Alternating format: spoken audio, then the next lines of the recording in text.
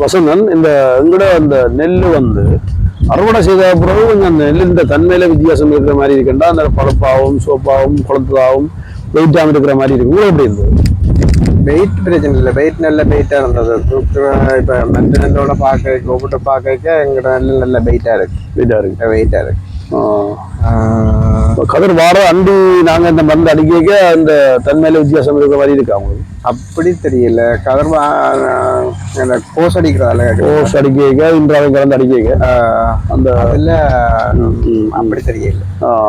அதுல நல்ல மாதிரி தான் இருக்கு. என்னண்டா அது அந்த பருவத்துக்கு முன்ன நாங்கள் அந்த கடைசி அந்த இதுக்கு முன்னே இந்த தத்தி வர முன்னே இந்த கோஸ் அடிக்கிறால இவ்வளவு நல்லது. அதுக்கப்புறம் இப்போ இந்த மருந்து அடிக்க தேவைதானே 25 நாளைக்கு கூட கணவர் இந்த மருந்தை பாதிக்கிறத கொண்டு கேட்டுக்கிறாங்க.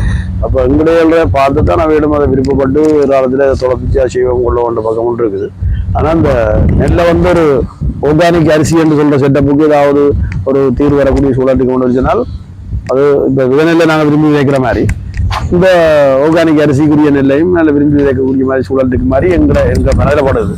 அங்கேயும் காய்ச்சினாங்களானே அது அங்கே காய்ச்சினாங்களா. ஆனால் அதுக்கு அவையில் அதுக்கு இரண்டில் தானே என்னென்னு சொன்னால் அது உங்களுக்கு செலவினம் கூட வராதால எங்களுக்கு அந்த கோஸை பூட்டி தெரியலான்றதுக்கு தானே அவையில் தாண்டினோம்.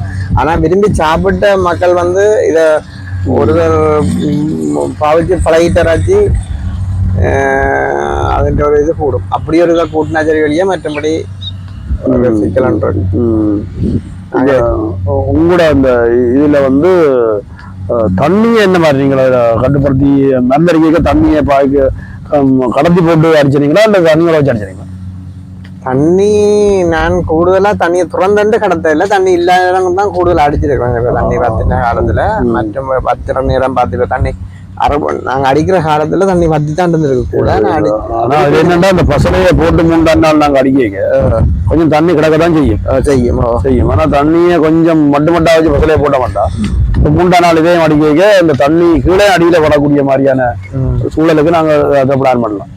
இப்படி நாங்களும் கொஞ்சம் டெக்னிக்கலா கையாண்ட மாட்டோம். பசலை ஓடுற முறையிலையும் கையாண்டு ஆனா தண்ணியை தொடர்ச்சியா கட்டி வச்சிருக்காம கடத்தி கொஞ்சம் அடைச்சு அப்படியும் செய்ய மாட்டோம். அந்த நோயில இருந்து கொஞ்சம் பாதுகாக்கப்படலாம். வித்தியாசமா பருவ காலத்துக்கு பிரச்சனை இல்லை சார். நீங்க கொஞ்சம் கஷ்டம். அப்படி தண்ணியை கடத்தி விடுறதுன்றது நாங்க நாளைக்கு மரத்தடிக்கணும் தண்ணியை கடத்திட்டு போனா அடுத்த அண்டிட்டாவும் மழை பெய்கிறோம். மழை பெய்தா தண்ணி எப்படியும் ஓடிக்கொண்டான் இருக்கும். அது காலவ சீசனுக்கு கொஞ்சம் பிரச்சனை, சிறுவத்துக்கு சீசனுக்கு அதே மாதிரி செய்யலாம், கடத்தி செய்யலாம். இன்னைக்கு இந்த இதுக்குள்ள கலப்பும் இல்லாமல் விதநெல்லு கண்டு சொல்லி செட்டப்ல நாங்க வட்டி கொண்டு கேட்க இதுல வேற ஏதாவது கூட சந்தோஷம் இருக்கு, எங்களுக்கும் ஒரு சந்தோஷம் உண்டு. இந்த தரையின் பக்கத்துல நாங்க ஒரு பசுமையாக ஒரு எரிஞ்ச மாதிரி இல்லை வெள்ளாம வந்து ஒரு பசுமையாகவும் இருக்குது. மற்ற நெல் வெளிப்பா இருக்கு. வேலையாக்கள் நாங்கள் எல்லாம் சந்தோஷப்படக்கூடிய சூழல் ஒன்று இருக்கு. நம்ம எதிராக இதுக்கு ஏற்ற மாதிரி இந்த நெல்லுக்குரிய செறிவுள்ளா இருந்தாலும் இந்த மருந்தை பாவிச்சு பசுமையாக கொண்டு வந்து மாட்டா.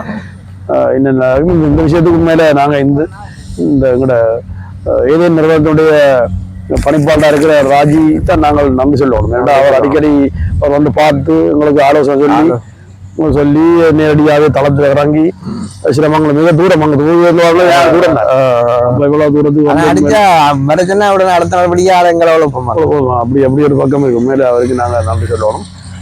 இதுல நான் எங்களை மல்லாவி பிரதேசத்தின் சார்பில் நான் இப்போ ரிட்டையர் பண்ணியிருக்கேன் பிரின்சிபலா இயேசு ஆனந்தர்.